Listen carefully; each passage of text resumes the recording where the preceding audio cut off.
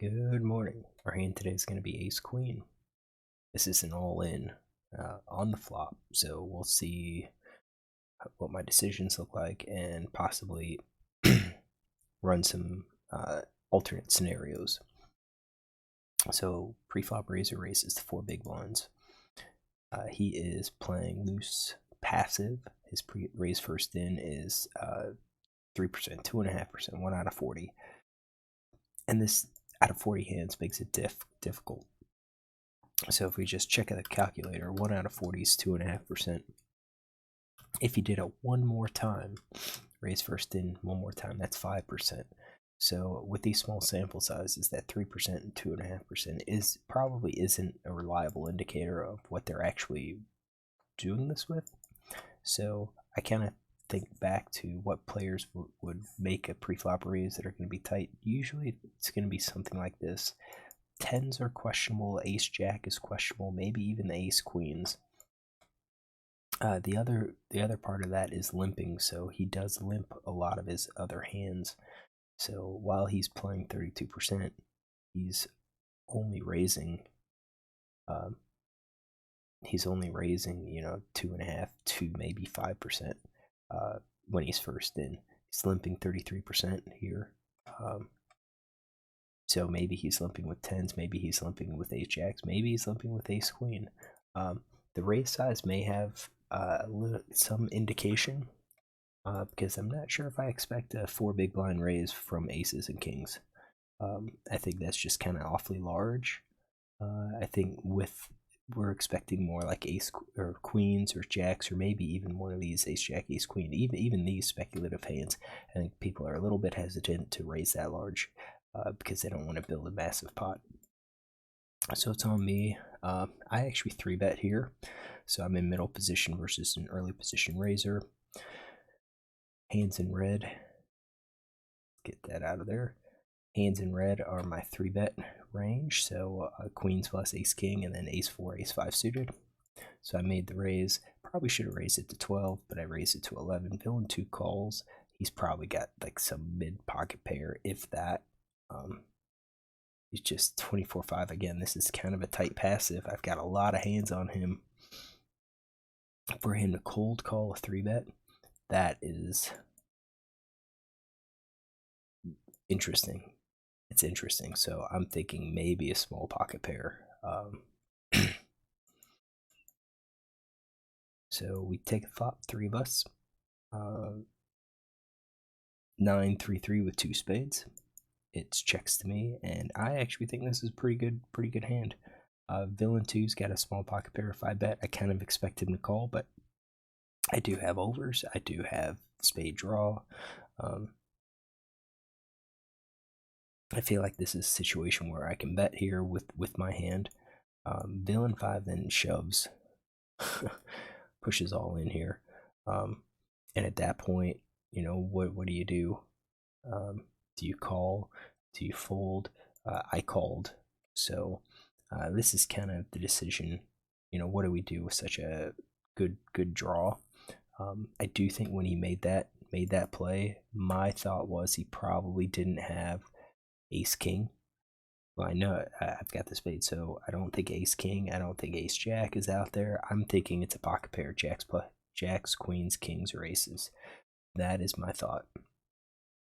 So we can just kind of run this through. We got 9 of spades, 3 of diamonds, right? On the flop, I bet. We could say I would bet that with the flush draw with overcards, overpair. I think that's pretty consistent of what I would bet with. I don't think I would bet with tens. Yeah, maybe. I think maybe aces or kings possibly. I could check because I'm not going to be worried about another hand coming up.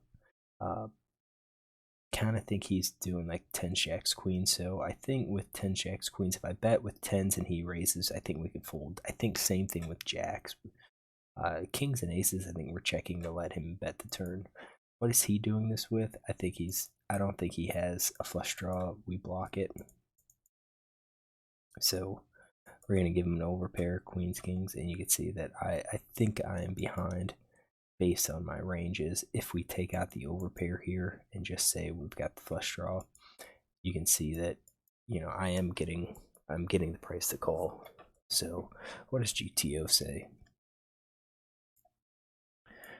So GTO says player should be betting about 12%. He didn't, he checked. So then it's on me and we should be betting 34%.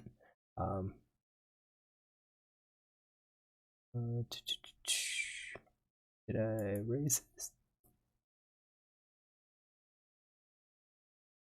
Ooh, I didn't have ace queen here. Oh,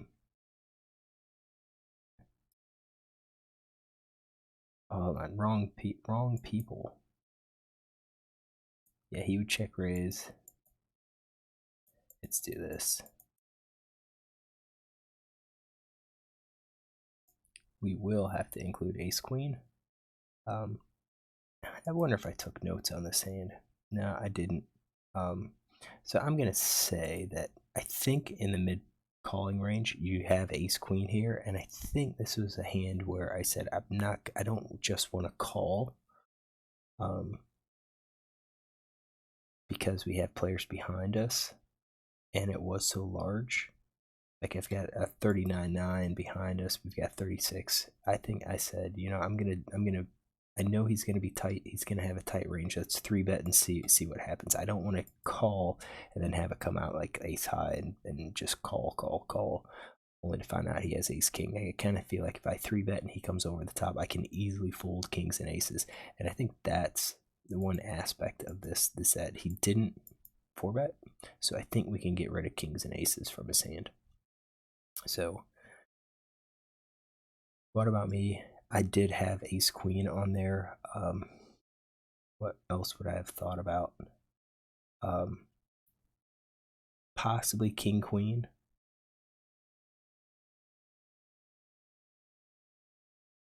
I think if I did ace queen, I'm probably doing ace queen off. And then I think jacks is probably what I'm going to be raising. And I would keep ace 4, ace 5 in there.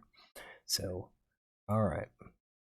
We're going to have to fix these. He didn't raise. We're going to take out ace king. We're going to add ace queen and jack to my hand.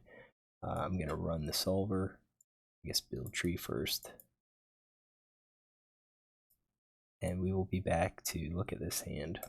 All right, hand doesn't take long. So villain should be checking here. We are betting, no big surprise.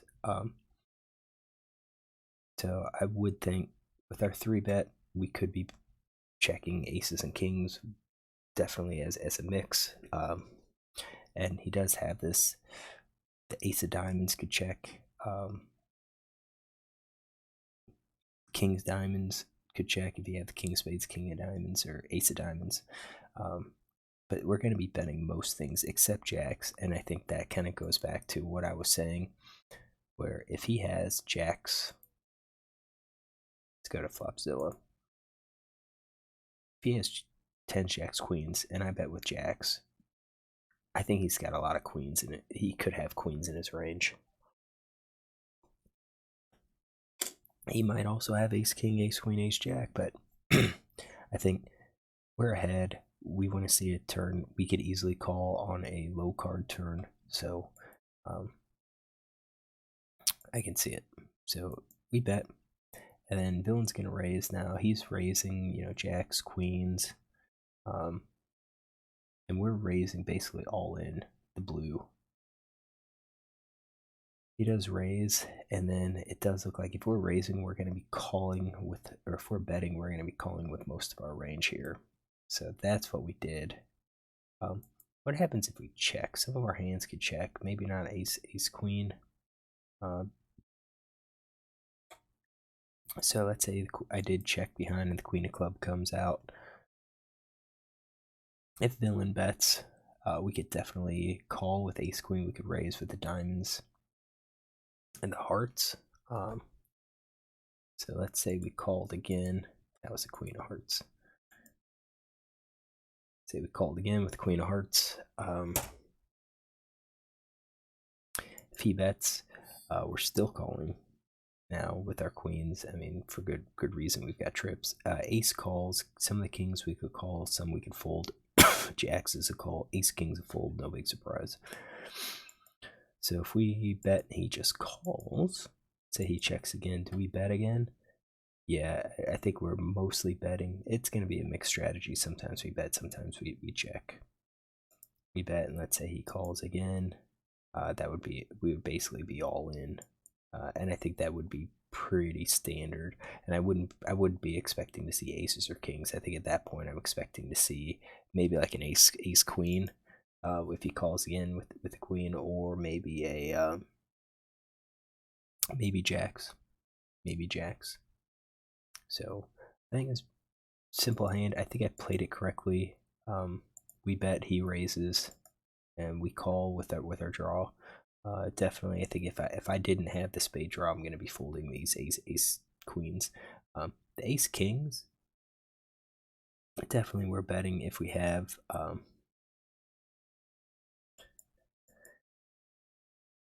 the non-spade, we're checking behind, and I think I probably would have done that, especially in a three-way pot. Just a likelihood that this player has a pair, this player has a pair, is too high, and we don't really have any other draw other than those two overcards. I like having the two overcards and the flush draw here, so I think we did it right. So I think we're gonna end it here. We looked at some hands. What did he have?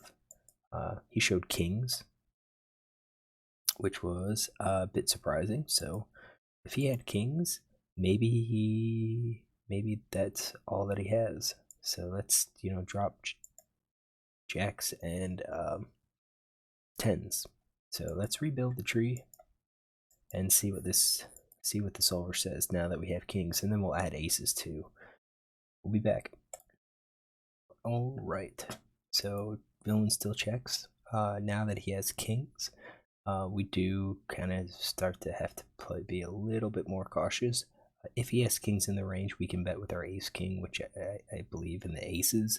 But kings, queens, and jacks now become check. It's going to be more likely, based on their hand and the blockers that we have, that they can have that overpair. So I do think I think the spade made the difference. Since we have the overs and the spade draw, that's what mattered. So when I bet and he raised me all in, we're calling with the flush draw. You can even see kings and queens. Yeah, it's going to be painful for us to call those when we bet, but I do think we're going to have to do that because villain could easily be doing this with the spade draw himself. And that's kind of why we have to play it. Does it change if we have the ace? I don't think so. I think if he can have aces in the hands, we're still going to be betting aces, but kings, queens, and jacks now become less likely to bet. When we do, but we're still going to be betting our draws, or our flush draw. So let's run this and be back. All right. So now villain should be betting. He didn't, so I think with his checking range, it is going to be a mixed strategy. If he's playing a mixed strategy, we still bet aces, no big surprise. But our bets now are really only coming from the spades. We're going to use ace 4, ace 5 as bluff hands, and those are going to be like the ones that we could easily fold, like ace 4 of spades, ace 4 diamonds. We don't really want to bet those and have to give those up because we do have some backdoor equity or flush draw. I like the club and the heart. We could bet here. Maybe get villain to fold ace king, ace queen. But if he comes over the top like he did, we just fold those hands and be done with it. So we bet, he raises, and we're calling again. It's going to be painful to call with queens. I think kind of painful to call with kings, but I think we would do it. All right, so that's the hand. Let me upload this, and if you like this, look tomorrow for another.